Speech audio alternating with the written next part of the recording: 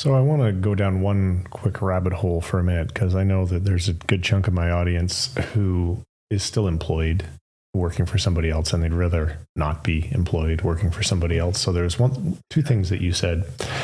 This isn't my first side hustle. So you had like 6 or 7 others that never became full-time. So the lesson there that I'm hoping some people are listening to is like, you don't always hit it on the first attempt. You don't always hit the ball on your first swing. The second thing is you started it as a side hustle.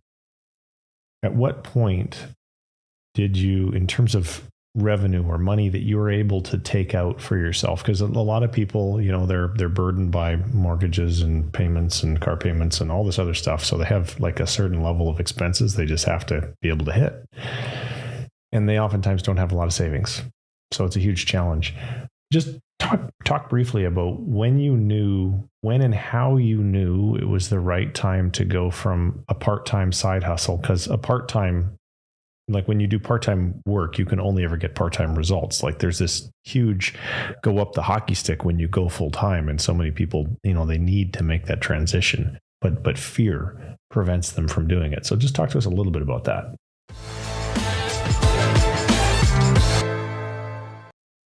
Yeah, no, I mean, I see it so many times, from my friends, from people who reach out to me. And to answer your first question, I mean, yeah, there is going to be a lot of failure with a side hustle with any full-time company, which is why I think it's worth treating them as an experiment when you first get started. I always frame things as an experiment. Hey, I'm starting this new experiment. I'm going to try to start an e-com store as an experiment. I'm going to try to start this freelance thing as an experiment.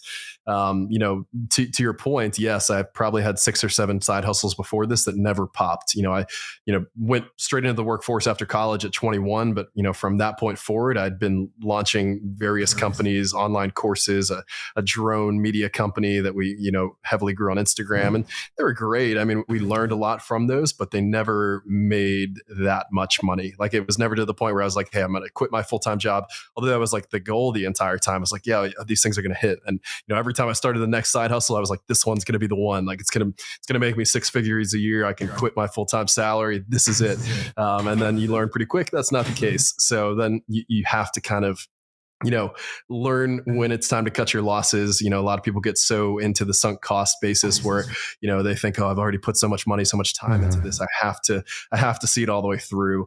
When in reality, like the best thing you can do is shut these things down a lot of times, especially when it's a side hustle. Again, you have that full-time income to back up on. And, for me, fast forward to when I started Vax Digital, we started to see some early traction again before COVID. It started to grow every single month. I was seeing probably a 25 to 40% increase in revenue from the month prior. So it was slowly kind of climbing this upward slope to the point where as a side hustle, it was doing 6 figures alongside my salary at the bank, which was, more than that. So we were seeing this traction, and I finally knew in the back of my mind, okay, I'm making enough money where yes, I could replace my salary.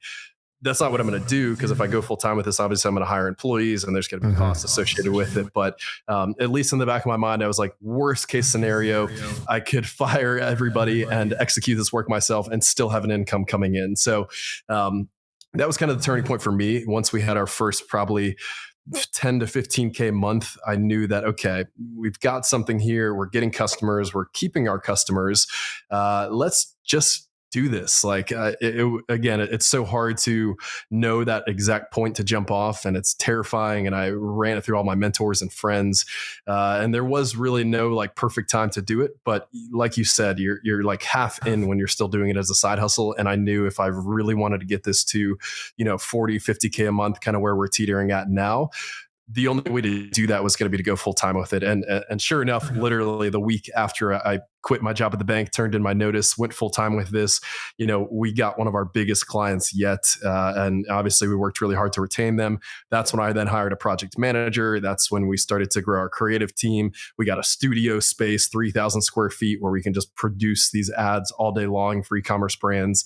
And again, I couldn't have done that, couldn't have executed that and managed that while also still working at the bank. So, I kind of just said, screw it. If I'm going all in, I'm going all in. Like, we're getting a studio, we're hiring, we're doing all this stuff. And it was a big bet, and still was terrifying. It's still it's terrifying to think about, but it definitely worked out. Like, it was just the time to do it. Everyone told me, my colleagues even were like, oh, okay, finally, you're going to jump and go full time with this. Like, my colleagues at the bank, my boss was like, okay, yeah, I totally understand. Your stuff's taken off now, go do this. And if you ever want your job back, come talk to us. But at the end of the day, like, everyone was supporting me. And I think that meant a lot. Like, there wasn't a single person in my network who was like, this is stupid, like, stay in banking. Everyone kind of just knowing my personality. I've always, started little things here and there. It was destined to happen. But I think, again, I would never advise that somebody just jumps in without having some proven traction behind it, because I think that's super important.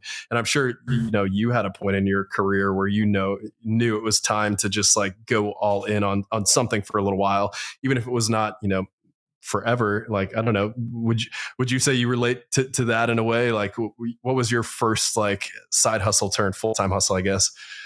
Yeah. So for me, I never really did the side hustle thing because I've always had a lot of recreational sport hobby type things, and I like to work hard and play hard. So I chose a path that paid me very, very well, that allowed me to, in the career, to amass some capital in early in my life. And one day I just decided that's it. I was in my 20s making 200 grand a year, which my 20s is a while ago now. So apply inflation to that. It's a lot more than 200 grand now. Yeah. And I wasn't married, and I did have a mortgage. But I just said, no, now's my time. I was 31. Hang on, was I 31? 30 or 31. And I decided to take the plunge. I hadn't done any market testing. I had this idea. I was pretty confident it was going to work because I knew someone who was working for a bigger company doing this thing. And I said to him, look, why don't you just leave the bigger company and we'll go do that same thing for those same customers. Instead of it being under the big company name, it'll be under our little company name.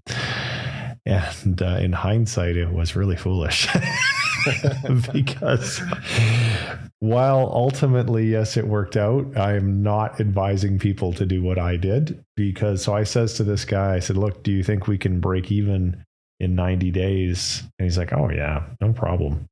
It took us like 4.5 years to break even, and he had no money. So we were burning all my savings was gone after a period of time. And eventually I got to the point where I was like $400,000 in debt. And ultimately, yes, I did sell the company for over $1 million after 8 years. But that's not necessarily the road that I would advise people go down, because it was awfully stressful at certain times, taking on more and more debt, and even being able to get the debt. In my case, my career was in finance, like yours. Beforehand, I managed wealthy people's portfolios, so I knew some rich people. I knew one guy in particular, and he was kind of like, I still to this day I call him my rich dad, and he saved my ass. And if he wasn't there, I probably would have went broke on my adventure before I got the exit, because the type of company that I was building, there was a certain amount of infrastructure that had to be in place. It was a managed IT service provider, and we just had to have a certain number of servers and a certain number of this and a certain number of that, and that all cost money.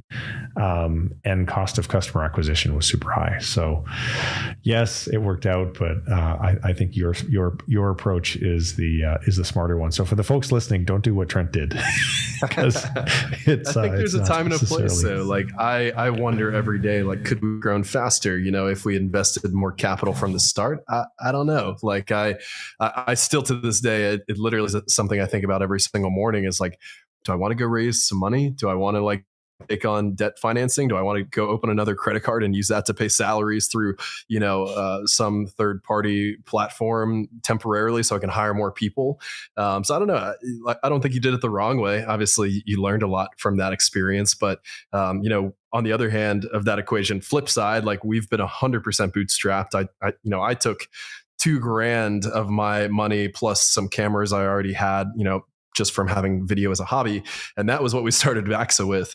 We took one credit card line out, a business credit card that we used to buy some early equipment, but everything else was pretty much positive cash flow. We charged customers upfront for the videos we were going to shoot, and that was what paid my contractors. Eventually, now that's what pays our salaries. But I don't know. It's super stressful being bootstrapped. So I think obviously there's pros and cons to each. Like I'm sure, yes, it was stressful being in debt also, but I wonder every day, like, is it worth taking out a loan to finance the business and just inject more capital and go hire more people? So I don't know. It's tough. I don't think there's a right or wrong answer.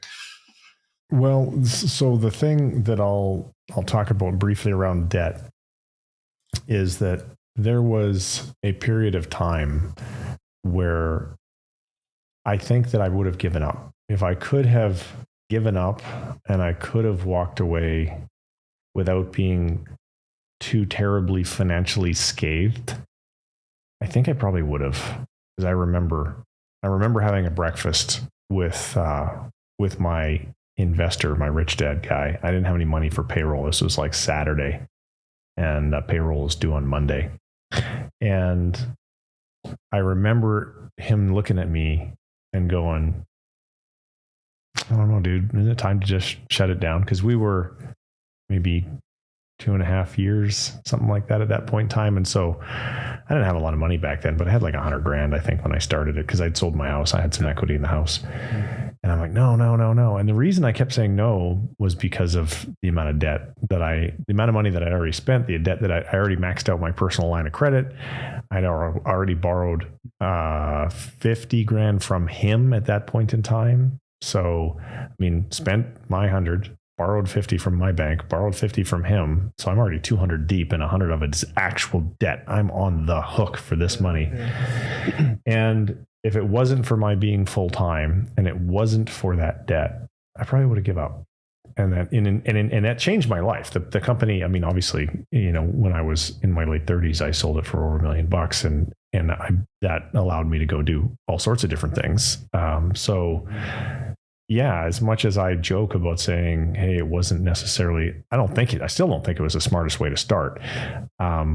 There is something to be said for, I said this many times over the years, embrace economic pressure.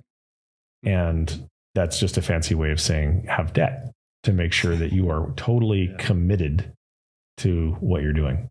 And the full-time thing as well, I think there's a lot of people out there maybe who can do the side hustle thing. I know there's a lot of people who can, but I was not one of them. When I would come home from 8 or 9 hours of work, the last thing I wanted to do is like work again. I need my rest. I wanted to ride my dirt bike. I want to hang out with my friends. I wanted to ride my mountain bike, or, do whatever.